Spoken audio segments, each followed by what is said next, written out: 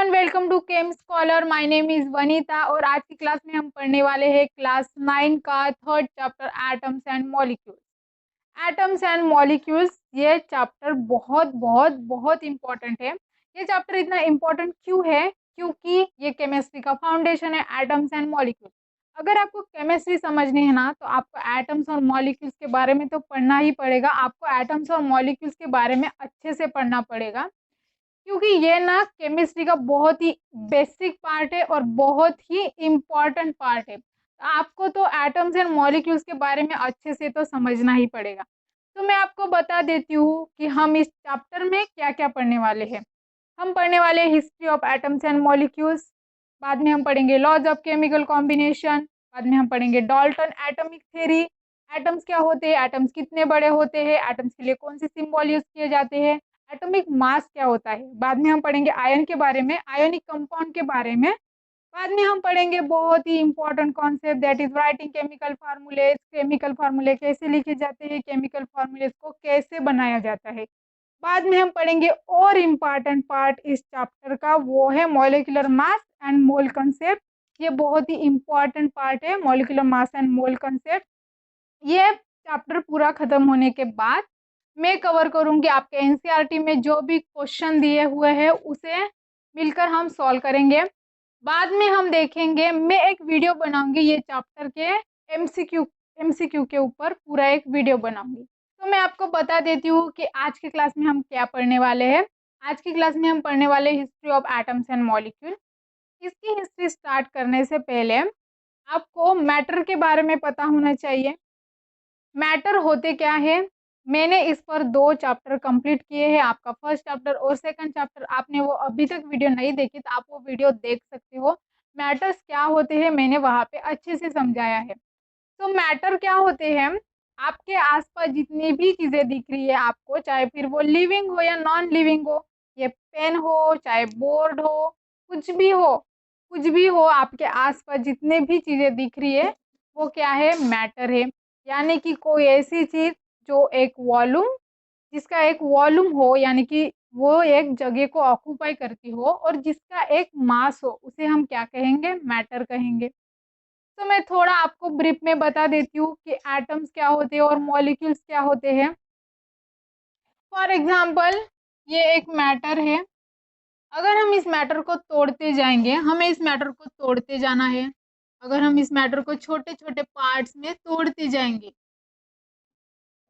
और लास्ट में इस मैटर का एक ऐसा, मतलब इस मैटर का ये लास्ट वाला पार्टिकल ऐसा आएगा, इसे तोड़ना इम्पॉसिबल होगा। इसे हम क्या कहेंगे, एटम।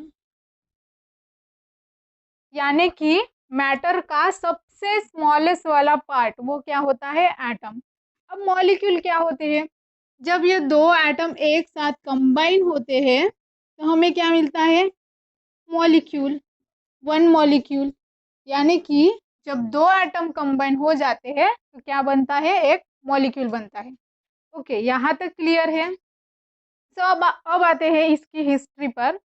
एटम्स और मॉलिक्यूल आए कहाँ से? जो पुराने इंडियन फिलोसोफर्स और ग्रीक फिलोसोफर्स थे ना, वो मैटर के बारे में बहुत सोचा करते थे। वो मैटर की ऐसी फॉर्म के बारे में सोचा करते थे जो मैटर की फॉर्म उनको पता ही नहीं है और ना ही उन्होंने देखा ही नहीं है।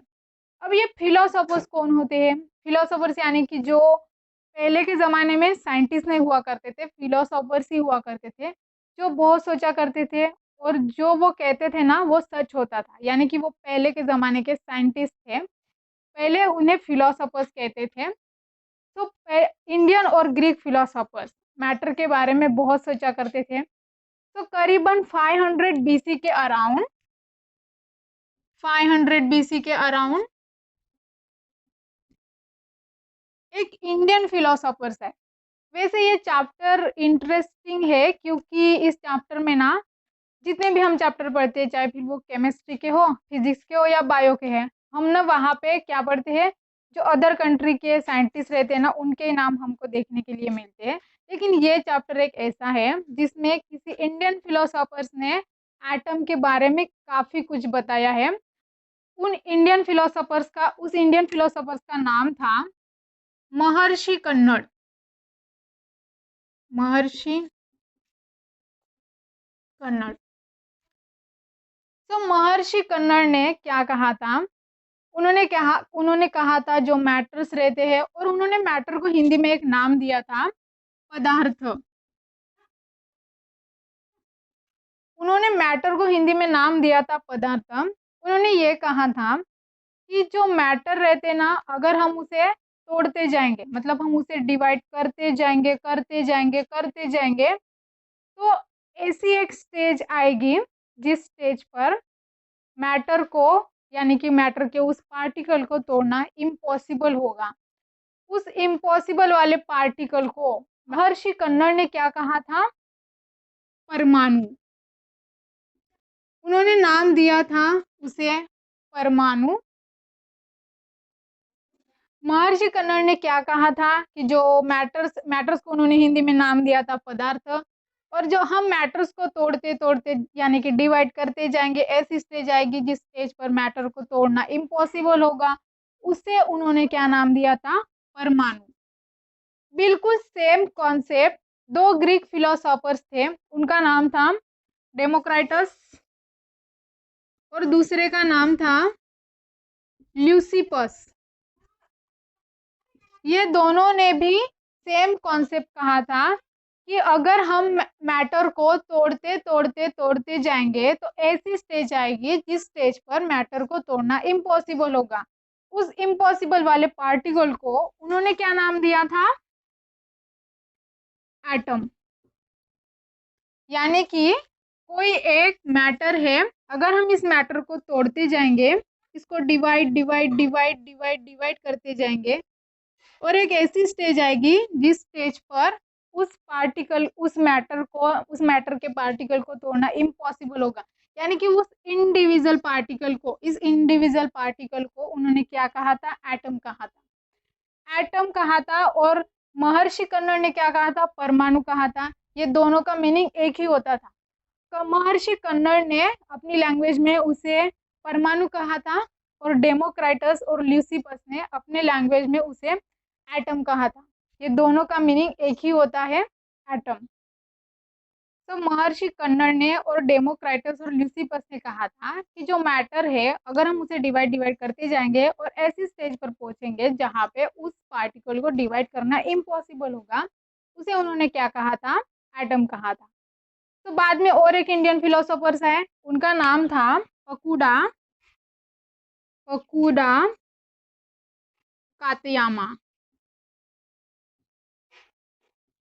इन्होंने क्या कहा कि ठीक है, आपने कहा कि मैटर जो है, अगर हम उसे डिवाइड करते जाएंगे तो ऐसी स्टेज पर पहुंचेंगे जहां पे उस पार्टिकल को डिवाइड करना इम्पॉसिबल होगा।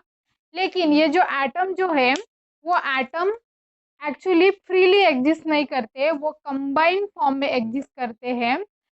एक्चुअली दो एटम कंबाइंड फॉर्म में रहते हैं, तो उसे उन्होंने क्या कहा था? उसे हम क्या कहते हैं? मॉलिक्यूल। फॉर एग्जाम्पल, ये एक एटम है और ये एक दूसरा एटम है। जब ये दो एटम कंबाइन हो जाएंगे, दो एटम कंबाइन होने से हमें क्या मिलेगा? मॉलिक्यूल। तो मॉलिक्यूल का कॉन्सेप्ट इन्होंने ही बताया था, फकुडा कट्टियामा ने। लेकिन इनके पास कोई प्रूफ नहीं था ये साबित करने के लिए कि एटम जो है वो कंबाइंड फॉर्म में एग्जिस्ट करते हैं, क्योंकि इन्होंने कोई एक्सपेरिमेंट नहीं किया था। ये सिर्फ फिलोसॉफिकल कंसिडरेशन था कि एटम जो है वो एग्जिस्ट करते हैं कंबाइंड फॉर्म में। इन्होंने मतलब कोई इस पर वर्क नहीं किया था, इनके पास कोई एविडेंस नहीं था ये प्रूव करने के लिए। बाद में 18 सेंचुरी तक इनके पास कोई प्रूफ नहीं था। 18 सेंचुरी खत्म होते होते साइंटिस्टों ने ये पता कर लिया था कि एलिमेंट्स क्या होते हैं और कंपाउंड्स क्या होते हैं। उन्होंने ये पता कर लिया था कि एलिमेंट्स और कंपाउंड्स के बीच में का डिफरेंस क्या होता है, और एलिमेंट्स क्या होते हैं, कंपाउंड्स क्या होते हैं, ये मैंने आपको लास्ट चैप्टर में पढ़ाया है। एलिमेंट्स क्या होते हैं और कंपाउंड्स क्या होते हैं, आई होप आपको ये पता होगा। जिनको नहीं पता मैं उनको बता देती हूँ कि एलिमेंट्स क्या होते हैं और कंपाउंड्स क्या होते हैं। एलिमेंट जो है उसी के एटम से बने हुए होते हैं, और कंपाउंड जो है दो एलिमेंट जब कंबाइन होते हैं तब कंपाउंड बनता है। फॉर एग्जांपल, ये एक ये एक आयरन नेल है। ये आयरन नेल यानी कि जितने भी नंबर ऑफ एटम से बनी है, जितने भी नंबर ऑफ पार्टिकल्स इसमें प्रेजेंट है वो सिर्फ आयरन के हैं, यानी कि ये एक आयरन एलिमेंट हुआ। दूसरा एलिमेंट है कॉपर। ये कॉपर की वायर है। ये कॉपर के वायर ये कॉपर की वायर में जितने भी नंबर ऑफ पार्टिकल है ये सिर्फ कॉपर के, यानी कि ये दूसरा एलिमेंट हुआ और ये दूसरा एलिमेंट हुआ।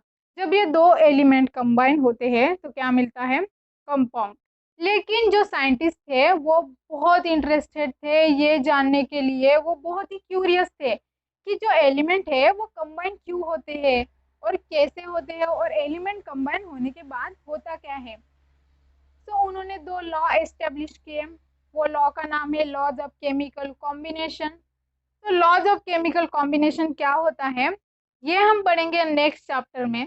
आई होप आपका कॉन्सेप्ट क्लियर हो गया होगा कि एटम्स क्या होते हैं, मॉलिक्यूल्स क्या होते हैं, एटम्स कहाँ से आए, मॉलिक्यूल्स कहाँ से आए। अगर ये वीडियो आपको थोड़ी सी भी हेल्पफुल रही हो तो चैनल को कर दीजिए सब्सक्राइब एंड वीडियो को कर दीजिए लाइक एंड शेयर।